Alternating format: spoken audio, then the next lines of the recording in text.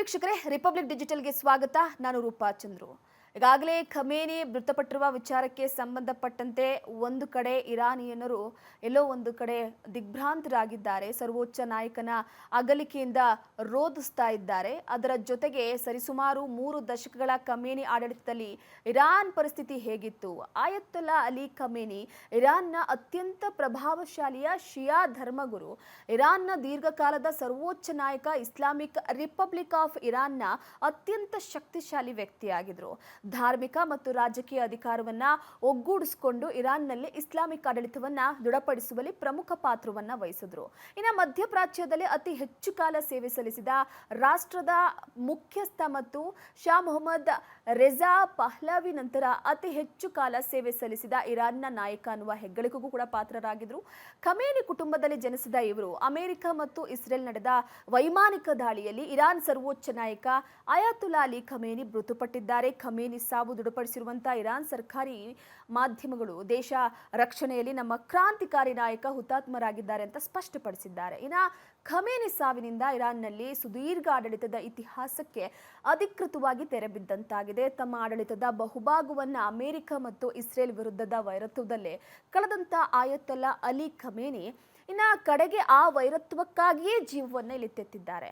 America, Iran, Israel ಸಂಘರ್ಷ ಮತ್ತು ಅದರಲ್ಲಿ ಆಯತುಲ್ಲಾ ಅಲಿ ಖಮೇನಿ ಅವರ ಹತ್ಯೆ ಜಾಗತಿಕ ಮಟ್ಟದಲ್ಲಿ ಸದ್ದು ಮಾಡ್ತಾ ಇದೆ. ಜಗತ್ತು ಈ ಬೆಳವಣಿಗೆಗಳ ಕುರಿತು ಮಿಶ್ರ ಪ್ರತಿಕ್ರಿಯೆಯನ್ನು ವ್ಯಕ್ತಪಡಿಸ್ತಾ ಇದೆ. ಅಮೆರಿಕ, ಇಸ್ರೇಲ್ ಸೇರಿದಂತೆ ಅನೇಕ ರಾಷ್ಟ್ರಗಳು ಇದು ಇರಾನ್ನ ಪಾಲಿನ ಸ್ವಾತಂತ್ರ್ಯದ ಅಂತ ಬಣ್ಣಿಸಿದ್ದಾರೆ. ಮತ್ತೆ ಕೆಲವು ದೇಶಿಗರು ಇದನ್ನ ಇರಾನ್ ಜನತೆಯ ಪಾಲಿನ ಕರಾಳ ದಿನ ಅಂತ ಶೋಕವನ್ನ ವ್ಯಕ್ತಪಡಿಸ್ತಾ ಇರುವಂಥದ್ದು. ಆದರೆ ಎಲ್ಲಾ ಬೆಳವಣಿಗೆಗಳನ್ನ ಇರಾನಿಯನ್ನರು ಹೇಗೆ ಸ್ವೀಕರಿಸಿದ್ದಾರೆ? ನಿಜಕ್ಕೂ ಆಯತುಲ್ಲಾ ಖಮೇನಿ ಇರಾನಿಯನ್ನರ ಪಾಲಿಗೆ ನಾಯಕನು ಅಥವಾ ಖಳನಾಯಕನು? ಅಷ್ಟಕ್ಕೂ ಯಾರು ಈ ಆಯತುಲ್ಲಾ ಅಲಿ ಖಮೇನಿ ಅನ್ನುವಂಥ ಪ್ರಶ್ನೆ ನಮ್ಮನ್ನೆಲ್ಲ ಕೂಡ ಕಾಡ್ತಾ ಹೋಗುತ್ತೆ. ವೀಕ್ಷಕರೇ ನೋಡಿ, ಪ್ರಮುಖವಾಗಿ ಈ ಆಯತುಲ್ಲಾ ಅಲಿ ಖಮೇನಿ ಯಾರು? ಇರಾನ್ನ ಸರ್ವೋಚ್ಚ ನಾಯಕರಾಗಿದ್ದ ಆಯತುಲ್ಲಾ ಅಲಿ ಖಮೇನಿ 1989ರಲ್ಲಿ ಇರಾನ್ ಆಡಳಿತದ ಚುಕ್ಕಾಣಿಯನ್ನ ಹಿಡಿತಾರೆ. ಇರಾನ್ ಕ್ರಾಂತಿಯ ಸಂಸ್ಥಾಪಕ ಈ ಆಯತುಲ್ಲಾ ರುಹುಲ್ಲಾ ಖೊಮೇನಿ ಅವರ ನಂತರ ಅಧಿಕಾರಕ್ಕೆ ಬಂದಂತಹ ಖಮೇನಿ ಸಶಸ್ತ್ರ ಪಡೆಗಳು, ನ್ಯಾಯಾಂಗ ಮತ್ತು ವಿದೇಶಾಂಗ ನೀತಿಯ ಮೇಲೆ ಸಂಪೂರ್ಣವಾದಂಥ ನಿಯಂತ್ರಣವನ್ನು ಹೊಂದ್ತಾರೆ. ಅವರ ಸರಿಸುಮಾರು 3 ದಶಕಗಳ ಆಡಳಿತದ ಅವಧಿಯಲ್ಲಿ ಇರಾನ್ ಮಿಲಿಟರಿ ಶಕ್ತಿಗಾಗಿ ಹೊರಹೊಮ್ಮಿತ್ತು. ಅದಲ್ಲದೆ ಅಮೆರಿಕ ಮತ್ತು ಇಸ್ರೇಲ್ನ ವೈರತ್ವ ಕೂಡ ಕಟ್ಕೊಳ್ಳುವಷ್ಟು ಶಕ್ತಿಶಾಲಿಯಾಗಿ ಬೆಳೆಯುತ್ತೆ. 1939ರಲ್ಲಿ ಇರಾನ್ನಲ್ಲಿ ಇಸ್ಲಾಮಿಕ್ ಧರ್ಮಗುರುಗಳ ಕುಟುಂಬದಲ್ಲಿ ಜನಿಸ್ತಾರೆ ಇವರು. ಆಯತುಲ್ಲಾ ಖಮೇನಿ ಇಸ್ಲಾಮಿಕ್ ಶಾಸ್ತ್ರವನ್ನ ಅಭ್ಯಾಸ ಮಾಡ್ತಾರೆ. 1979ರ ಇಸ್ಲಾಮಿಕ್ ಕ್ರಾಂತಿಯಲ್ಲಿ ಸಕ್ರಿಯವಾಗಿ ಭಾಗವಹಿಸಿದ್ರೆ ಇವರು. 1989ರಲ್ಲಿ ರುಹುಲ್ಲಾ ಖಮೇನಿ ಅವರ ನಿಧನದ ನಂತರ ಇರಾನ್ನ 2ನೇ ಸರ್ವೋಚ್ಚ ನಾಯಕನಾಗಿ ಅಧಿಕಾರವನ್ನು ವಹಿಸಿಕೊಳ್ತಾರೆ. ಕಳೆದ 37 ವರ್ಷಗಳಿಂದ ಇರಾನ್ನ ಪ್ರತಿಯೊಂದು ಪ್ರಮುಖ ನಿರ್ಧಾರಗಳ ಮೇಲೆ ಆಯತುಲ್ಲಾ ಅಲಿ ಖಮೇನಿ ಅವರೇ ಅಂತಿಮ ಅಧಿಕಾರವನ್ನು ಹೊಂದಿದ್ರು. ಅವರ ಅವಧಿಯಲ್ಲಿ ಇರಾನ್ನ ಪಾಶ್ಚಿಮಾತ್ಯ ದೇಶಗಳೊಟ್ಟಿಗೆ ಕಠಿಣ ಸಂಬಂಧವನ್ನ ಕೂಡ ಹೊಂದಿದ್ರು. ಈಗ ಖಮೇನಿ ಅವರು ಅಮೆರಿಕ ಮತ್ತು ಇಸ್ರೇಲ್ ವಿರುದ್ಧದ ಹೋರಾಟದಲ್ಲಿ ಯಾವ ರೀತಿ ಪ್ರತಿಪಾದಿಸ್ತಾ ಇದ್ರು ಆ ಹೋರಾಟವನ್ನ ಅಂತಂದ್ರೆ, ಕಳೆದ 3 ದಶಕಗಳಲ್ಲಿ ಈ 2 ರಾಷ್ಟ್ರಗಳೊಟ್ಟಿಗೆ ಅನೇಕ ಬಾರಿ ಮಿಲಿಟರಿ ಸಂಘರ್ಷ ನಡೆಸ್ತಾ ಇದ್ರು ಖಮೇನಿ. ಮಧ್ಯಪ್ರಾಚ್ಯದ ಅಮೆರಿಕ ಮತ್ತು ಇಸ್ರೇಲ್ ವಿರೋಧಿ ಗುಂಪಿನ ನಾಯಕನನ್ನಾಗಿ ಇರಾನ್ ದೇಶವನ್ನ ಪ್ರತಿಪಾದಿಸೋದಕ್ಕೆ ಯಶಸ್ವಿ ಆಗ್ತಾರೆ. ಹಮಾಸ್, ಹೌತಿ ಬಂಡುಕೋರರಾಗಿರ್ಬೋದು, ಇರಾಕ್ನ ಖಾಸಗಿ ಸೇನೆಗಳು ಮತ್ತು ಯೆಮನ್ ಸೇರಿದಂತೆ ಮಧ್ಯಪ್ರಾಚ್ಯದ ಹಲವು ದೇಶಗಳ ಇರಾನ್ ನಾಯಕತ್ವವನ್ನು ಒಪ್ಪಿಕೊಂಡಿದ್ವು. ಸುನ್ನಿ ಮುಸ್ಲಿಂ ದೇಶಗಳಿಂದಲೇ ಸುತ್ತುವರಿದಂತ ಇರಾನ್ ಜಗತ್ತಿನ ಏಕೈಕ ಶಿಯಾ ಮುಸ್ಲಿಂ ದೇಶವಾಗಿತ್ತು. ಈ ದೇಶದ ಆಡಳಿತದ ಚುಕ್ಕಾಣಿ ಹಿಡಿದಿದ್ದ ಆಯತುಲ್ಲಾ ಅಲಿ ಖಮೇನಿ ದೇಶವನ್ನ ಕಟ್ಟರ್ ಇಸ್ಲಾಮಿಕ್ ರಾಷ್ಟ್ರವನ್ನಾಗಿ ಪರಿವರ್ತಿಸಿದ್ರು. ಖಮೇನಿ ಆಡಳಿತದ ಕಠಿಣ ಇಸ್ಲಾಮಿಕ್ ಕಾನೂನುಗಳ ವಿರುದ್ಧ ಅನೇಕ ಬಾರಿ ಇರಾನ್ನಲ್ಲಿ ಆಂತರಿಕ ದಂಗೆಗಳು ಕೂಡ ಭುಗಿಲೆದ್ದಿದ್ವು. ಅದಾದ ನಂತರವಾಗಿ ಇಲ್ಲಿ ಕೆಲವೊಂದಿಷ್ಟು ಸ್ಮರಿಸಬಹುದಾದಂತಹ ಹಲವು ಕಡೆ ಅಡೆತಡೆಗಳಾಗಿರ್ಬೋದು. ಈ ನಡುವೆ ಕೂಡ ಖಮೇನಿ 3 ದಶಕಗಳ ಕಾಲ ಇರಾನ್ ಆಡಳಿತ ಮುನ್ನಡೆಸಿದ್ರು. ಅದರ ಹೆಗ್ಗಳಿಕೆ ಅವರಿಗೆ ಪಾತ್ರವಾಗುತ್ತೆ. ತೀರಾ ಇತ್ತೀಚೆಗೆ ಇರಾನ್ ಆಂತರಿಕ ಸಂಘರ್ಷವನ್ನ ಖಮೇನಿ ಹತ್ತಿಕ್ಕುವಲ್ಲಿ ಯಶಸ್ವಿಯಾಗಿದ್ರು. ಆದರೆ ಸದ್ಯ ಇರಾನ್ನಲ್ಲಿ ಆಯತುಲ್ಲಾ ಅಲಿ ಖಮೇನಿ ಆಡಳಿತ ಅಂತ್ಯವಾಗೋದಕ್ಕೆ ಮತ್ತು ಖುದ್ದು ಖಮೇನಿಯವರೇ ಹತರಾಗೋದಕ್ಕೆ ಅವರ ಪಾಶ್ಚಿಮಾತ್ಯ, ಅದರಲ್ಲೂ ಅಮೆರಿಕ ವಿರೋಧಿ ನೀತಿ ಕಾರಣ ಇರಾನ್ನ ಪರಮಾಣು ಕಾರ್ಯಕ್ರಮವನ್ನ ಅತ್ಯುಗ್ರವಾಗಿ ವಿರೋಧಿಸ್ತಾ ಇದ್ದಂತಹ ಪಾಶ್ಚಿಮಾತ್ಯ ರಾಷ್ಟ್ರಗಳು ಮತ್ತು ಅಮೆರಿಕ ಇರಾನ್ ಪರಮಾಣು ಸಂಪನ್ನ ರಾಷ್ಟ್ರವಾಗುವುದನ್ನು ತಡೆಯೋದಕ್ಕೆ ಸಾಧ್ಯವಾದ ಎಲ್ಲಾ ಪ್ರಯತ್ನಗಳನ್ನ ಕೂಡ ಮಾಡ್ತಲೇ ಬಂದಿತ್ತು. ಇನ್ನು ಆಯತುಲ್ಲಾ ಅಲಿ ಖಮೇನಿ ಸಾವು ದೃಢಪಡಿಸಿರುವ ಡೊನಾಲ್ಡ್ ಟ್ರಂಪ್ ಇದು ಮಾನವ ಇತಿಹಾಸದ ಅತಿ ದುಷ್ಟ ವ್ಯಕ್ತಿಯ ಉಸಿರು ನಿಂತಿದೆ ಅಂತ ಹೇಳಿಕೆಯನ್ನ ಕೊಟ್ಟಿದ್ದಾರೆ. ಇಸ್ರೇಲ್ ಪ್ರಧಾನಿ ಬೆಂಜಮಿನ್ ನೆತನ್ಯಾಹು ಕೂಡ ಖಮೇನಿ ಸಾವನ್ನ ದೃಢಪಡಿಸಿದ್ದು ಶತ್ರುವಿನ ಅಂತ್ಯವಾಗಿದೆ ಅಂತ ರಣೋತ್ಸಾಹದಲ್ಲಿ ಅಧಿಕೃತವಾಗಿ ಹೇಳಿಕೆಯನ್ನ ಕೊಟ್ಟಿದ್ದಾರೆ. ಖಮೇನಿ ಹತ್ಯೆಯಿಂದ ಇರಾನ್ ಪರಮಾಣು ಕಾರ್ಯಕ್ರಮಗಳನ್ನು ತಡೆಯುವ ತಮ್ಮ ಪ್ರಯತ್ನಗಳಿಗೆ ಭಾರಿ ಯಶಸ್ಸು ದೊರೆತಂತಿದೆ. ಸೊ ಇಸ್ರೇಲ್ ಮತ್ತು ಅಮೆರಿಕ ಪ್ರತಿಪಾದಿಸಿದ್ದು, ಆದರೆ ಇರಾನ್ ಮುಂದೇನು ಮಾಡುತ್ತೆ, ಯಾರು ತನ್ನ ನಾಯಕನನ್ನಾಗಿ ಘೋಷಿಸಲಿದೆ ಎಂಬುದರ ಮೇಲೆ ಎಲ್ಲ ಕೂಡ ಒಂದಷ್ಟು ಪ್ರಶ್ನೆಗಳು ನಿಂತಿರುವಂಥದ್ದು. ವೀಕ್ಷಕರೇ ನೋಡಿ, ಈ ಖಮೇನಿ ಅವರ ಹತ್ಯೆ ವಿಚಾರಕ್ಕೆ ಸಂಬಂಧಪಟ್ಟಂತೆ ಕನ್ಫರ್ಮ್ ಆದ ಕೂಡಲೇ ಈ ಖಮೇನಿ ಅವರ ಅಭಿಮಾನಿಗಳು ಎಲ್ಲೆಡೆ ಕೂಡ ಶೋಕಾಚರಣೆಯನ್ನು ನಡೆಸ್ತಾ ಇರುವಂಥದ್ದು. ಸುಮಾರು 40 ದಿನಗಳ ಕಾಲ ಇರಾನ್ನಲ್ಲಿ ಶೋಕಾಚರಣೆ ಇರುತ್ತೆ. ಇನ್ನು ಭಾರತದಲ್ಲೂ ಕೂಡ ಜಮ್ಮು ಶ್ರೀನಗರದಲ್ಲೂ ಕೂಡ ಒಂದು ರೀತಿಯಾಗಿ ಕಪ್ಪು ಪಟ್ಟಿಯನ್ನು ಪ್ರದರ್ಶನ ಮಾಡುವ ಮುಖಾಂತರವಾಗಿ ಅವರ ಅಭಿಮಾನಿಗಳು ಶೋಕಾಚರಣೆಯನ್ನು ನಡೆಸಿದ್ದಾರೆ. ಕರ್ನಾಟಕದಲ್ಲೂ ಕೂಡ ಕೆಲವೊಂದಿಷ್ಟು ಭಾಗ, ಚಿಕ್ಕಬಳ್ಳಾಪುರ ಆಗಿರ್ಬೋದು, ಅದಾದ ನಂತರವಾಗಿ ಮಂಗಳೂರು ಈ ಭಾಗದಲ್ಲಾಗಿರ್ಬೋದು, ಅತಿ ಹೆಚ್ಚು ಖಮೇನಿ ಅಭಿಮಾನಿಗಳು ಇರುವಂತಹ ಹಿನ್ನೆಲೆಯಲ್ಲಿ ಅವರ ಈ ಹತ್ಯೆ ವಿಚಾರಕ್ಕೆ ಸಂಬಂಧಪಟ್ಟಂತೆ ಒಂದಷ್ಟು ಶೋಕವನ್ನು ವ್ಯಕ್ತಪಡಿಸಿದ್ದಾರೆ. ಇನ್ನು ಮತ್ತೊಂದು ಕಡೆ ತನ್ನ ಮಗಳು, ಅಳಿಯ, ಅದರ ಜೊತೆಗೆ ಖಮೇನಿ ಹತ್ಯೆಯಾಗಿರುವಂಥದ್ದು, ಅಧಿಕಾರಿಗಳು, ಸೇನಾ ಅಧಿಕಾರಿಗಳು ಕೂಡ ಹತ್ಯೆಯಾಗಿದ್ದಾರೆ. ನಿನ್ನೆ ನಡೆಸಿದಂಥ ಮಿಸೈಲ್ ದಾಳಿಯಲ್ಲಿ ಅವರ ಕಚೇರಿ ಹಾಗೆ ಮನೆಯ ಮೇಲೆ ದಾಳಿ ಮಾಡಲಾಗಿತ್ತು. ಈ ದಾಳಿಯಲ್ಲೇ ಖಮೇನಿ ಅವರ ಹತ್ಯೆಯಾಗಿದೆ ಅನ್ನುವ ವಿಚಾರವಾಗಿ ಸಾಕ್ಷಿ ಸಮೇತ ಅಮೆರಿಕದ ಸೈನ್ಯ ಒಂದು ಕಡೆ ಫೋಟೋ ತೆಗೆದು ಕಳಿಸಿತ್ತು, ಇಲ್ಲ ಖಮೇನಿನ ಹತ್ಯೆ ಮಾಡಿದ್ದೀವಿ ನಾವು ಅಂತ.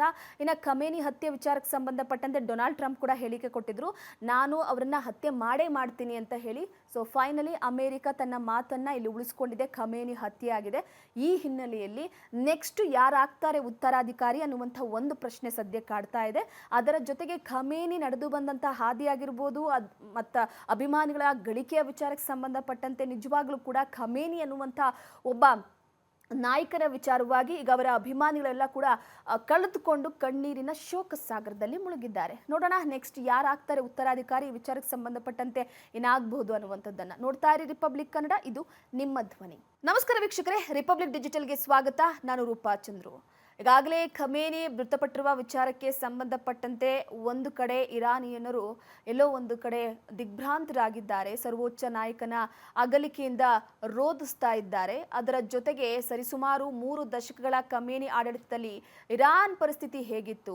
ಆಯತುಲ್ಲಾ ಅಲಿ ಖಮೇನಿ ಇರಾನ್ನ ಅತ್ಯಂತ ಪ್ರಭಾವಶಾಲಿಯ ಶಿಯಾ ಧರ್ಮಗುರು, ಇರಾನ್ನ ದೀರ್ಘಕಾಲದ ಸರ್ವೋಚ್ಚ ನಾಯಕ, ಇಸ್ಲಾಮಿಕ್ ರಿಪಬ್ಲಿಕ್ ಆಫ್ ಇರಾನ್ನ ಅತ್ಯಂತ ಶಕ್ತಿಶಾಲಿ ವ್ಯಕ್ತಿಯಾಗಿದ್ರು. ಧಾರ್ಮಿಕ ಮತ್ತು ರಾಜಕೀಯ ಅಧಿಕಾರವನ್ನ ಒಗ್ಗೂಡಿಸಿಕೊಂಡು ಇರಾನ್ನಲ್ಲಿ ಇಸ್ಲಾಮಿಕ್ ಆಡಳಿತವನ್ನ ದೃಢಪಡಿಸುವಲ್ಲಿ ಪ್ರಮುಖ ಪಾತ್ರವನ್ನ ವಹಿಸಿದ್ರು. ಇನ್ನು ಮಧ್ಯಪ್ರಾಚ್ಯದಲ್ಲಿ ಅತಿ ಹೆಚ್ಚು ಕಾಲ ಸೇವೆ ಸಲ್ಲಿಸಿದ ರಾಷ್ಟ್ರದ ಮುಖ್ಯಸ್ಥ ಮತ್ತು ಶಾ ಮೊಹಮ್ಮದ್ ರೆಜಾ ಪಹ್ಲವಿ ನಂತರ ಅತಿ ಹೆಚ್ಚು ಕಾಲ ಸೇವೆ ಸಲ್ಲಿಸಿದ ಇರಾನ್ನ ನಾಯಕ ಅನ್ನುವ ಹೆಗ್ಗಳಿಕೆಗೂ ಕೂಡ ಪಾತ್ರರಾಗಿದ್ರು. ಖಮೇನಿ ಕುಟುಂಬದಲ್ಲಿ ಜನಿಸಿದ ಇವರು ಅಮೆರಿಕ ಮತ್ತು ಇಸ್ರೇಲ್ ನಡೆದ ವೈಮಾನಿಕ ದಾಳಿಯಲ್ಲಿ ಇರಾನ್ ಸರ್ವೋಚ್ಚ ನಾಯಕ ಆಯತುಲ್ಲಾ ಅಲಿ ಖಮೇನಿ ಮೃತಪಟ್ಟಿದ್ದಾರೆ. ಖಮೇನಿ ಸಾವು ದೃಢಪಡಿಸಿರುವಂತಹ ಇರಾನ್ ಸರ್ಕಾರಿ ಮಾಧ್ಯಮಗಳು ದೇಶ ರಕ್ಷಣೆಯಲ್ಲಿ ನಮ್ಮ ಕ್ರಾಂತಿಕಾರಿ ನಾಯಕ ಹುತಾತ್ಮರಾಗಿದ್ದಾರೆ ಅಂತ ಸ್ಪಷ್ಟಪಡಿಸಿದ್ದಾರೆ. ಇನ್ನು ಖಮೇನಿ ಸಾವಿನಿಂದ ಇರಾನ್ನಲ್ಲಿ ಸುದೀರ್ಘ ಆಡಳಿತದ ಇತಿಹಾಸಕ್ಕೆ ಅಧಿಕೃತವಾಗಿ ತೆರೆ ಬಿದ್ದಂತಾಗಿದೆ. ತಮ್ಮ ಆಡಳಿತದ ಬಹುಭಾಗವನ್ನು ಅಮೆರಿಕ ಮತ್ತು ಇಸ್ರೇಲ್ ವಿರುದ್ಧದ ವೈರತ್ವದಲ್ಲೇ ಕಳೆದಂತ ಆಯತುಲ್ಲಾ ಅಲಿ ಖಮೇನಿ ಕಡೆಗೆ ಆ ವೈರತ್ವಕ್ಕಾಗಿಯೇ ಜೀವವನ್ನು ಇಲ್ಲಿ ತೆತ್ತಿದ್ದಾರೆ. ಅಮೆರಿಕ, ಇರಾನ್, ಇಸ್ರೇಲ್ ಸಂಘರ್ಷ ಮತ್ತು ಅದರಲ್ಲಿ ಆಯತುಲ್ಲಾ ಅಲಿ ಖಮೇನಿ ಅವರ ಹತ್ಯೆ ಜಾಗತಿಕ ಮಟ್ಟದಲ್ಲಿ ಸದ್ದು ಮಾಡ್ತಾ ಇದೆ. ಜಗತ್ತು ಈ ಬೆಳವಣಿಗೆಗಳ ಕುರಿತು ಮಿಶ್ರ ಪ್ರತಿಕ್ರಿಯೆಯನ್ನು ವ್ಯಕ್ತಪಡಿಸ್ತಾ ಇದೆ. ಅಮೆರಿಕ, ಇಸ್ರೇಲ್ ಸೇರಿದಂತೆ ಅನೇಕ ರಾಷ್ಟ್ರಗಳು ಇದು ಇರಾನ್ನ ಪಾಲಿನ ಸ್ವಾತಂತ್ರ್ಯದ ಅಂತ ಬಣ್ಣಿಸಿದ್ದಾರೆ. ಮತ್ತೆ ಕೆಲವು ದೇಶಿಗರು ಇದನ್ನ ಇರಾನ್ ಜನತೆಯ ಪಾಲಿನ ಕರಾಳ ದಿನ ಅಂತ ಶೋಕವನ್ನ ವ್ಯಕ್ತಪಡಿಸ್ತಾ ಇರುವಂಥದ್ದು. ಆದರೆ ಎಲ್ಲಾ ಬೆಳವಣಿಗೆಗಳನ್ನ ಇರಾನಿಯನ್ನರು ಹೇಗೆ ಸ್ವೀಕರಿಸಿದ್ದಾರೆ? ನಿಜಕ್ಕೂ ಆಯತುಲ್ಲಾ ಖಮೇನಿ ಇರಾನಿಯನ್ನರ ಪಾಲಿಗೆ ನಾಯಕ ಅಥವಾ ಖಳನಾಯಕನು? ಅಷ್ಟಕ್ಕೂ ಯಾರು ಈ ಆಯತುಲ್ಲಾ ಅಲಿ ಖಮೇನಿ ಅನ್ನುವಂಥ ಪ್ರಶ್ನೆ ನಮ್ಮನ್ನೆಲ್ಲ ಕೂಡ ಕಾಡ್ತಾ ಹೋಗುತ್ತೆ. ವೀಕ್ಷಕರೇ ನೋಡಿ, ಪ್ರಮುಖವಾಗಿ ಈ ಆಯತುಲ್ಲಾ ಅಲಿ ಖಮೇನಿ ಯಾರು? ಇರಾನ್ನ ಸರ್ವೋಚ್ಚ ನಾಯಕರಾಗಿದ್ದ ಆಯತುಲ್ಲಾ ಅಲಿ ಖಮೇನಿ 1989ರಲ್ಲಿ ಇರಾನ್ ಆಡಳಿತದ ಚುಕ್ಕಾಣಿಯನ್ನ ಹಿಡಿತಾರೆ. ಇರಾನ್ ಕ್ರಾಂತಿಯ ಸಂಸ್ಥಾಪಕ ಈ ಆಯತುಲ್ಲಾ ರುಹುಲ್ಲಾ ಖೋಮೇನಿ ಅವರ ನಂತರ ಅಧಿಕಾರಕ್ಕೆ ಬಂದಂತಹ ಖಮೇನಿ ಸಶಸ್ತ್ರ ಪಡೆಗಳು, ನ್ಯಾಯಾಂಗ ಮತ್ತು ವಿದೇಶಾಂಗ ನೀತಿಯ ಮೇಲೆ ಸಂಪೂರ್ಣವಾದಂಥ ನಿಯಂತ್ರಣವನ್ನು ಹೊಂದ್ತಾರೆ. ಅವರ ಸರಿಸುಮಾರು 3 ದಶಕಗಳ ಆಡಳಿತದ ಅವಧಿಯಲ್ಲಿ ಇರಾನ್ ಮಿಲಿಟರಿ ಶಕ್ತಿಗಾಗಿ ಹೊರಹೊಮ್ಮಿತ್ತು. ಅದಲ್ಲದೆ ಅಮೆರಿಕ ಮತ್ತು ಇಸ್ರೇಲ್ನ ವೈರತ್ವ ಕೂಡ ಕಟ್ಕೊಳ್ಳುವಷ್ಟು ಶಕ್ತಿಶಾಲಿಯಾಗಿ ಬೆಳೆಯುತ್ತೆ.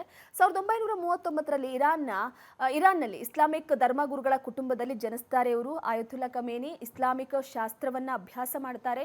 1979ರ ಇಸ್ಲಾಮಿಕ್ ಕ್ರಾಂತಿಯಲ್ಲಿ ಸಕ್ರಿಯವಾಗಿ ಭಾಗವಹಿಸಿದ್ರೆ ಇವರು.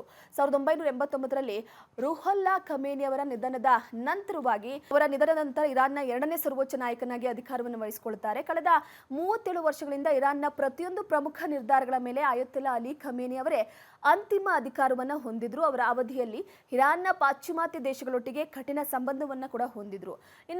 ಈಗ ಖಮೇನಿ ಅವರು ಅಮೆರಿಕ ಮತ್ತು ಇಸ್ರೇಲ್ ವಿರುದ್ಧದ ಹೋರಾಟದಲ್ಲಿ ಯಾವ ರೀತಿ ಪ್ರತಿಪಾದಿಸ್ತಾ ಇದ್ರು ಆ ಹೋರಾಟವನ್ನ ಅಂತಂದ್ರೆ, ಕಳೆದ 3 ದಶಕಗಳಲ್ಲಿ ಈ 2 ರಾಷ್ಟ್ರಗಳೊಟ್ಟಿಗೆ ಅನೇಕ ಬಾರಿ ಮಿಲಿಟರಿ ಸಂಘರ್ಷ ನಡೆಸ್ತಾ ಇದ್ರು ಖಮೇನಿ. ಮಧ್ಯಪ್ರಾಚ್ಯದ ಅಮೆರಿಕ ಮತ್ತು ಇಸ್ರೇಲ್ ವಿರೋಧಿ ಗುಂಪಿನ ನಾಯಕನನ್ನಾಗಿ ಇರಾನ್ ದೇಶವನ್ನ ಪ್ರತಿಪಾದಿಸುವುದಕ್ಕೆ ಯಶಸ್ವಿ ಆಗ್ತಾರೆ. ಹಮಾಸ್, ಹೌತಿ ಬಂಡುಕೋರರಾಗಿರ್ಬೋದು, ಇರಾಕ್ನ ಖಾಸಗಿ ಸೇನೆಗಳು ಮತ್ತು ಯೆಮನ್ ಸೇರಿದಂತೆ ಮಧ್ಯಪ್ರಾಚ್ಯದ ಹಲವು ದೇಶಗಳ ಇರಾನ್ ನಾಯಕತ್ವವನ್ನು ಒಪ್ಪಿಕೊಂಡಿದ್ವು. ಸುನ್ನಿ ಮುಸ್ಲಿಂ ದೇಶಗಳಿಂದಲೇ ಸುತ್ತುವರೆದಂತ ಇರಾನ್ ಜಗತ್ತಿನ ಏಕೈಕ ಶಿಯಾ ಮುಸ್ಲಿಂ ದೇಶವಾಗಿತ್ತು. ಈ ದೇಶದ ಆಡಳಿತದ ಚುಕ್ಕಾಣಿ ಹಿಡಿದಿದ್ದ ಆಯತುಲ್ಲಾ ಅಲಿ ಖಮೇನಿ ದೇಶವನ್ನ ಖಟ್ಟರ್ ಇಸ್ಲಾಮಿಕ್ ರಾಷ್ಟ್ರವನ್ನಾಗಿ ಪರಿವರ್ತಿಸಿದ್ರು. ಖಮೇನಿ ಆಡಳಿತದ ಕಠಿಣ ಇಸ್ಲಾಮಿಕ್ ಕಾನೂನುಗಳ ವಿರುದ್ಧ ಅನೇಕ ಬಾರಿ ಇರಾನ್ನಲ್ಲಿ ಆಂತರಿಕ ದಂಗೆಗಳು ಕೂಡ ಭುಗಿಲೆದ್ದಿದ್ವು. ಅದಾದ ನಂತರವಾಗಿ ಇಲ್ಲಿ ಕೆಲವೊಂದಿಷ್ಟು ಸ್ಮರಿಸಬಹುದಾದಂತಹ ಹಲವು ಕಡೆ ಅಡೆತಡೆಗಳಾಗಿರ್ಬೋದು. ಈ ನಡುವೆ ಕೂಡ ಖಮೇನಿ 3 ದಶಕಗಳ ಕಾಲ ಇರಾನ್ ಆಡಳಿತ ಮುನ್ನಡೆಸಿದ್ರು. ಅದರ ಹೆಗ್ಗಳಿಕೆ ಅವರಿಗೆ ಪಾತ್ರವಾಗುತ್ತೆ. ತೀರಾ ಇತ್ತೀಚೆಗೆ ಇರಾನ್ ಆಂತರಿಕ ಸಂಘರ್ಷವನ್ನ ಖಮೇನಿ ಹತ್ತಿಕ್ಕುವಲ್ಲಿ ಯಶಸ್ವಿಯಾಗಿದ್ರು. ಆದರೆ ಸದ್ಯ ಇರಾನ್ನಲ್ಲಿ ಆಯತುಲ್ಲಾ ಅಲಿ ಖಮೇನಿ ಆಡಳಿತ ಅಂತ್ಯವಾಗೋದಕ್ಕೆ ಮತ್ತು ಖುದ್ದು ಖಮೇನಿಯವರೇ ಹತರಾಗೋದಕ್ಕೆ ಅವರ ಪಾಶ್ಚಿಮಾತ್ಯ, ಅದರಲ್ಲೂ ಅಮೆರಿಕ ವಿರೋಧಿ ನೀತಿ ಕಾರಣ ಇರಾನ್ನ ಪರಮಾಣು ಕಾರ್ಯಕ್ರಮವನ್ನ ಅತ್ಯುಗ್ರವಾಗಿ ವಿರೋಧಿಸ್ತಾ ಇದ್ದಂತಹ ಪಾಶ್ಚಿಮಾತ್ಯ ರಾಷ್ಟ್ರಗಳು ಮತ್ತು ಅಮೆರಿಕ ಇರಾನ್ ಪರಮಾಣು ಸಂಪನ್ನ ರಾಷ್ಟ್ರವಾಗುವುದನ್ನು ತಡೆಯೋದಕ್ಕೆ ಸಾಧ್ಯವಾದ ಎಲ್ಲಾ ಪ್ರಯತ್ನಗಳನ್ನ ಕೂಡ ಮಾಡ್ತಲೇ ಬಂದಿತ್ತು. ಇನ್ನು ಆಯತುಲ್ಲಾ ಅಲಿ ಖಮೇನಿ ಸಾವು ದೃಢಪಡಿಸಿರುವ ಡೊನಾಲ್ಡ್ ಟ್ರಂಪ್ ಇದು ಮಾನವ ಇತಿಹಾಸದ ಅತಿ ದುಷ್ಟ ವ್ಯಕ್ತಿಯ ಉಸಿರು ನಿಂತಿದೆ ಅಂತ ಹೇಳಿಕೆಯನ್ನ ಕೊಟ್ಟಿದ್ದಾರೆ. ಇಸ್ರೇಲ್ ಪ್ರಧಾನಿ ಬೆಂಜಮಿನ್ ನೆತನ್ಯಾಹು ಕೂಡ ಖಮೇನಿ ಸಾವನ್ನ ದೃಢಪಡಿಸಿದ್ದು ಶತ್ರುವಿನ ಅಂತ್ಯವಾಗಿದೆ ಅಂತ ರಣೋತ್ಸಾಹದಲ್ಲಿ ಅಧಿಕೃತವಾಗಿ ಹೇಳಿಕೆಯನ್ನ ಕೊಟ್ಟಿದ್ದಾರೆ. ಖಮೇನಿ ಹತ್ಯೆಯಿಂದ ಇರಾನ್ ಪರಮಾಣು ಕಾರ್ಯಕ್ರಮಗಳನ್ನು ತಡೆಯುವ ತಮ್ಮ ಪ್ರಯತ್ನಗಳಿಗೆ ಭಾರಿ ಯಶಸ್ಸು ದೊರೆತಂತಿದೆ.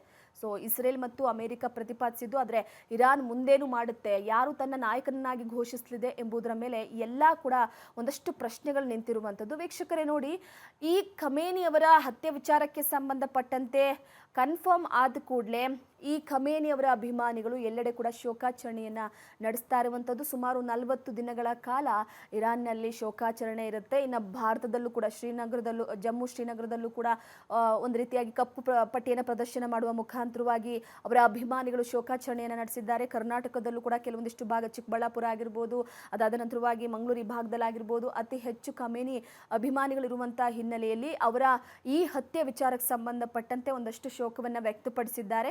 ಇನ್ನು ಮತ್ತೊಂದು ಕಡೆ ತನ್ನ ಮಗಳು, ಅಳಿಯ, ಅದರ ಜೊತೆಗೆ ಖಮೇನಿ ಹತ್ಯೆಯಾಗಿರುವಂಥದ್ದು.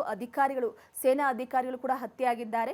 ನಿನ್ನೆ ನಡೆಸಿದಂಥ ಮಿಸೈಲ್ ದಾಳಿಯಲ್ಲಿ ಅವರ ಕಚೇರಿ ಹಾಗೆ ಮನೆಯ ಮೇಲೆ ದಾಳಿ ಮಾಡಲಾಗಿತ್ತು. ಈ ದಾಳಿಯಲ್ಲೇ ಖಮೇನಿಯವರ ಹತ್ಯೆಯಾಗಿದೆ ಅನ್ನುವ ವಿಚಾರವಾಗಿ ಸಾಕ್ಷಿ ಸಮೇತ ಅಮೆರಿಕದ ಸೈನ್ಯ ಒಂದು ಕಡೆ ಫೋಟೋ ತೆಗೆದು ಕಳಿಸಿತ್ತು. ಇಲ್ಲ, ಖಮೇನಿನ ಹತ್ಯೆ ಮಾಡಿದ್ದೀವಿ ನಾವು ಅಂತ. ಇನ್ನು ಖಮೇನಿ ಹತ್ಯೆ ವಿಚಾರಕ್ಕೆ ಸಂಬಂಧಪಟ್ಟಂತೆ ಡೊನಾಲ್ಡ್ ಟ್ರಂಪ್ ಕೂಡ ಹೇಳಿಕೆ ಕೊಟ್ಟಿದ್ರು, ನಾನು ಅವರನ್ನ ಹತ್ಯೆ ಮಾಡ್ತೀನಿ ಅಂತ ಹೇಳಿ. ಸೊ ಫೈನಲಿ ಅಮೆರಿಕ ತನ್ನ ಮಾತನ್ನ ಇಲ್ಲಿ ಉಳಿಸ್ಕೊಂಡಿದೆ. ಖಮೇನಿ ಹತ್ಯೆ ಆಗಿದೆ. ಈ ಹಿನ್ನೆಲೆಯಲ್ಲಿ ನೆಕ್ಸ್ಟ್ ಯಾರಾಗ್ತಾರೆ ಉತ್ತರಾಧಿಕಾರಿ ಅನ್ನುವಂಥ ಒಂದು ಪ್ರಶ್ನೆ ಸದ್ಯ ಕಾಡ್ತಾ ಇದೆ.